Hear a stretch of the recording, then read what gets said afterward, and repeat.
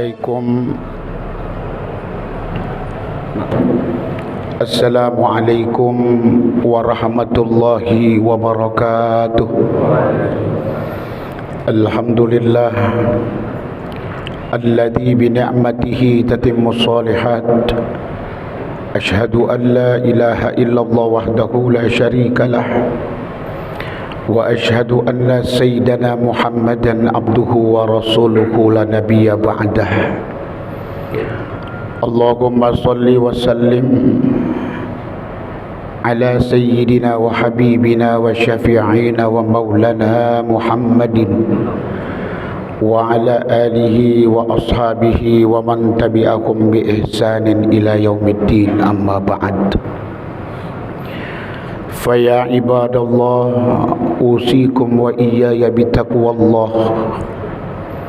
Faqad fazal muttaqun, faqad fazal abidun al-mukhlisun.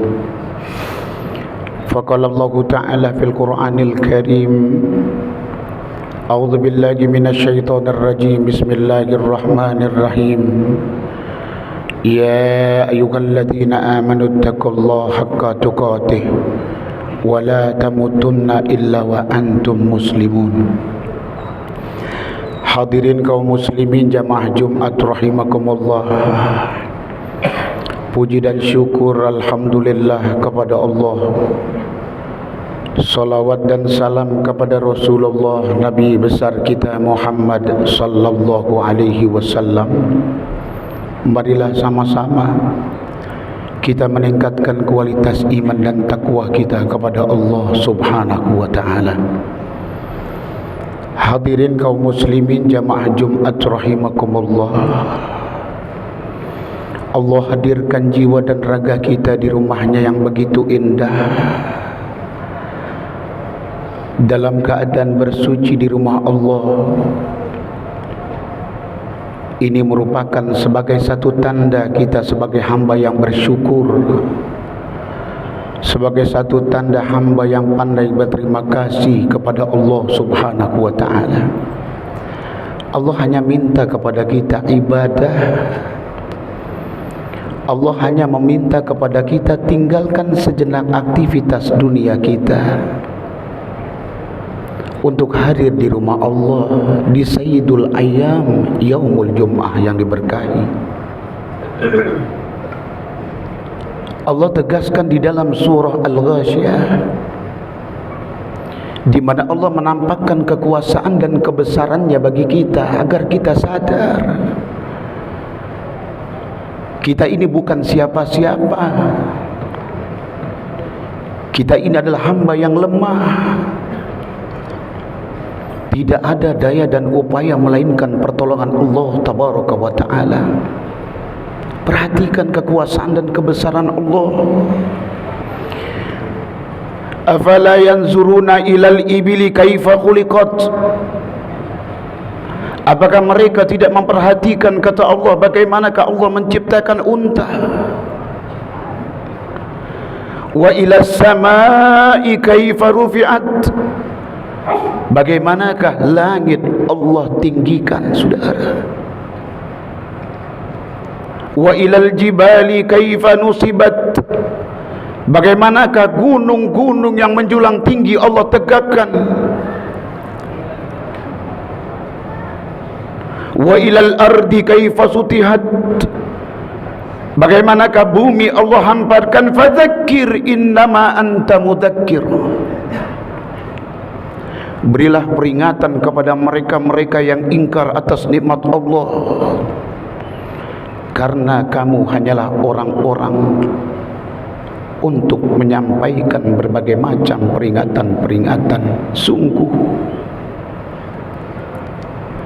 ketika Allah menampakkan kekuasaan kebesarannya bagi kita agar kita menjadi hamba yang bersyukur, jangan ingkar kepada Allah. Kenapa? Adzabul akbar, sungguh azab Allah teramat pedih bagi kita semua. Dan kepada Allah kita akan kembali, dan nanti kita akan dihisab tentang apa yang kita perbuat. Hadirin rahimakumullah. Dengan demikian Sungguh Allah menginginkan kita menjadi hamba yang bersyukur. Al-Quran telah memberikan berbagai macam tentang keburukan sifat-sifat manusia. Ada Allah katakan, innahu kana zaluman jahula. Manusia itu sangat zalim dan bodoh. Di dalam surah Al-Ma'arij di ayat 20 dan 21 juga Allah menegaskan tentang sifat keburukan bagi manusia. Idza massahu syarru jazuan wa idza massahul khairu manu'an. Manusia apabila ditimpa satu penderitaan di dalam hidupnya, maka mereka berkesuh-kesah kepada Allah. Tapi ketika manusia diberikan sebuah kegemilangan di dalam kehidupannya, banyak manusia melupakan Allah. Nabi alaihi salatu wassalam mengisahkan di dalam sebuah hadis yang diriwayatkan dari Imam Bukhari radhiyallahu an, Nabi bercerita,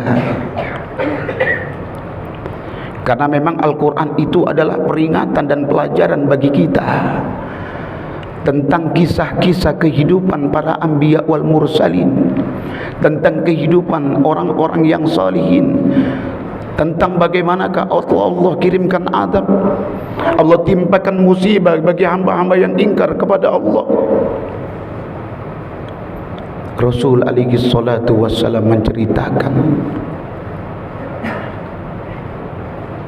dahulu ada 3 orang pemuda dari kalangan Bani Israel yang Allah berikan ujian. Ketiga orang tersebut hidup di dalam kemiskinan, dan ketiga orang itu, hadirin rahimakumullah, masing-masing orang itu mendapati kekurangan di dalam jasadnya, tidak sempurna. Orang yang pertama hidupnya itu, selain miskin, dia mempunyai penyakit. Seluruh tubuhnya itu terkena penyakit kulit yang sangat menjijikkan, dari ujung rambut sampai kaki. Orang yang kedua, kata Nabi alaihi salatu wassalam, pemuda dari kalangan Bani Israel, hidupnya miskin dan dia mempunyai kekurangan di dalam jasmaninya, yaitu tidak tumbuh rambut di kepalanya. Dan yang ketiga, pemuda dari Bani Israel itu, dia buta kedua matanya selain dia hidup dalam kemiskinan. Kata Nabi alaihi salatu wassalam, Allah kirimkan ujian, Allah utus malaikat menjelma menjadi manusia untuk menawarkan kepada 3 orang tersebut. Hadirin rahimakumullah, malaikat yang menjelma manusia itu menghampiri orang yang pertama, yang hidup di dalam kemiskinan, menderita, tetesan air mata setiap saat dia linangkan, dan sekujur tubuhnya dari kepala sampai kaki terkena penyakit kulit. Malaikat yang menjelma manusia itu menawarkan kepada orang tersebut setelah bertemu, wahai anak muda, apa yang kau inginkan dalam hidupmu? Lantas pemuda yang pertama itu berkata, aku menginginkan penyakitku ini sembuh, sehingga kulitku halus, orang-orang di sekitarku tidak lari, tidak merasa jijik denganku. Kemudian malaikat yang menjelma manusia tersebut berdoa kepada Allah tabaraka wa ta'ala, dikabul sama Allah, sehingga hilang penyakitnya dan kulitnya menjadi mulus. Ditanya yang kedua, kau ingin apa wahai anak muda? Aku hidup di dalam kemiskinan wahai bapa, mintalah kepada Tuhan, berdoalah untuk aku, apa yang engkau inginkan? Saat itu yang paling mewah itu adalah unta atau sapi, maka diberikan 1 ekor unta saat itu oleh manusia. Dari jelmaan malaikat Allah munajat kepada Allah, diberikan 1 ekor unta orang tersebut yang tengah dalam keadaan hamil, sambil orang itu berdoa kepada Allah, malaikat menguntaikan doa, semoga Allah memberikan keberkahan hidupmu, maka peliharalah dengan baik unta yang tengah hamil ini, maka ini akan beranak pinak dan engkau akan dapati peternakanmu nanti satu bukit, engkau akan menjadi orang yang kaya. Dikabul untaian doanya. Malaikat jelmaan manusia kembali kepada manusia yang kedua dari kalangan Bani Israel, yang rambutnya tidak tumbuh di atas kepalanya dan hidup dalam kemiskinan. Sama diusapkan wajahnya, diuntaikan doa, tumbuh rambutnya, kulitnya menjadi mulus, dan diberikan satu ekor sapi yang tengah hamil, didoakan dengan untaian doa yang sama oleh malaikat yang menjelma menjadi manusia.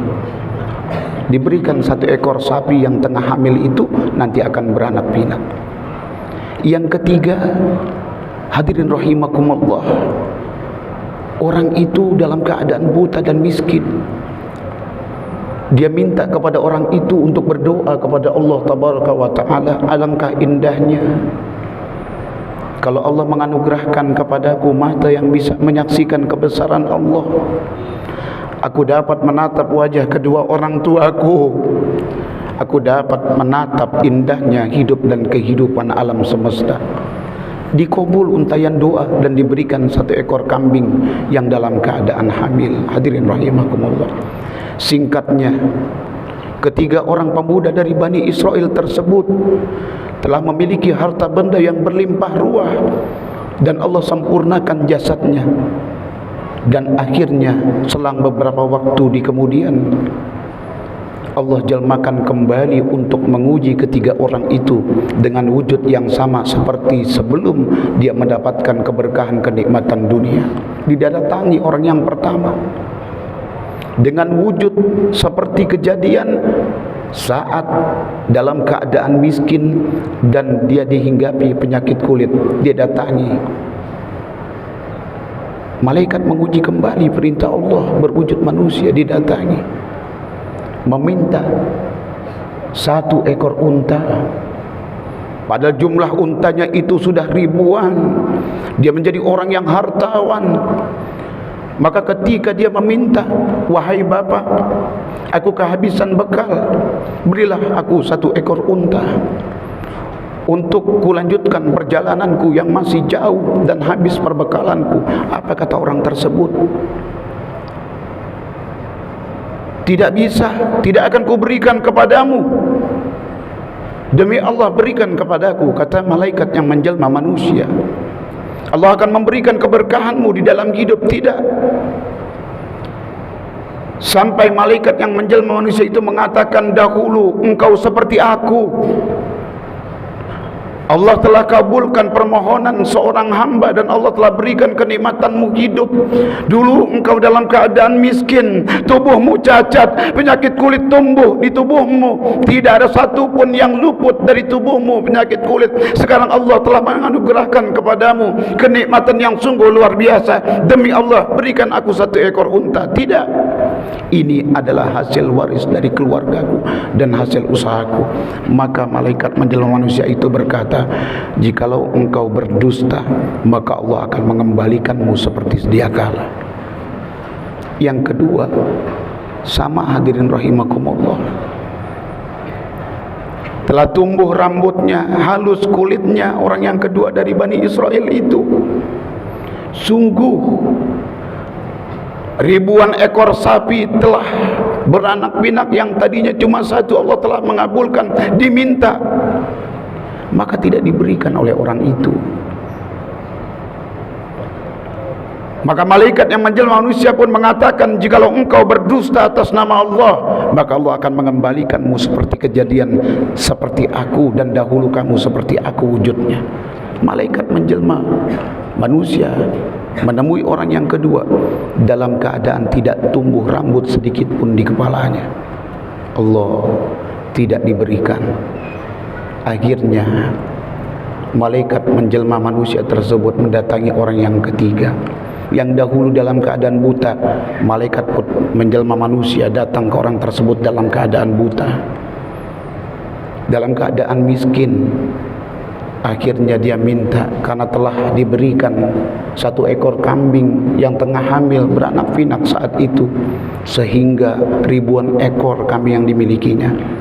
Malaikat menjelma manusia meminta bantuan, tapi sungguh orang itu mengatakan, dahulu aku sepertimu wahai Bapak, hidupku miskin, mataku buta. Allah telah memberikan aku kenikmatan, mengabulkan untayan doa. Sungguh aku menginginkan agar menjadi hamba yang bersyukur kepada Allah. Maka orang yang tadinya buta, yang hidup miskin, ribuan ekor kambing dia telah miliki atas anugerah Allah. Maka ketika ada seorang meminta, dia mengatakan, ambillah sesuai dengan keperluanmu, atau kau ambil yang lebih. Sungguh silahkan wahai Bapak, engkau pilih, engkau mau ambil berapa ekor. Kalaupun engkau ambil semuanya, maka demi Allah tidak ada daya upaya melainkan pertolongan Allah. Dan orang itu mengatakan, sesungguhnya kenikmatan Allah telah berikan kepadaku. Akhirnya luluslah dari ujian itu, sehingga orang pertama dan kedua dikembalikan kepada kejadian seperti semula, sampai Allah mengatakan, jelas tadi disampaikan, idza massahu syarru jazuan wa idza massahul khairu manuan. Manusia apabila diberikan penderitaan di dalam hidupnya, sungguh dia keluh kesah sama Allah, dan apabila diberikan kenikmatan hidup, sungguh mereka mengabaikan Allah. Semoga Allah memberikan hidayah kepada kita semua. Dalam kondisi situasi apapun juga, kita tetap bersyukur kepada Allah Subhanahu wa ta'ala. Melambungnya harga kebutuhan ekonomi yang sangat tinggi, tapi demi Allah itu tidak berlaku bagi hamba yang beriman, bertakwa kepada Allah Subhanahu wa ta'ala. Pasti Allah berikan jalan-jalan kemudahan bagi kita, asalkan kita dekat selalu kepada Allah Subhanahu wa ta'ala. Sampai saatnya kita kembali, sungguh semua akan kita tinggalkan. Keluarga kita tinggalkan, harta benda kita tinggalkan, ya Rabb. Hanya satu yang menemani kita adalah amal ibadah dan amal saleh kita. Barakallah li wa lakum fil Qur'anil azim, wa nafa'ni fihi minal ayati wa dzikril hakim, wa taqabbala minni wa minkum tilawsamil alim. Aqulu qouli hadza wa astaghfirullahal azim li walidikum wa lisairil muslimina wal muslimat wal mu'minina wal mu'minat fastaghfiru innahu huwal ghafurur rahim. Allahumma salli wa sallim ala sayyidina Muhammad wa ala ali sayyidina Muhammad.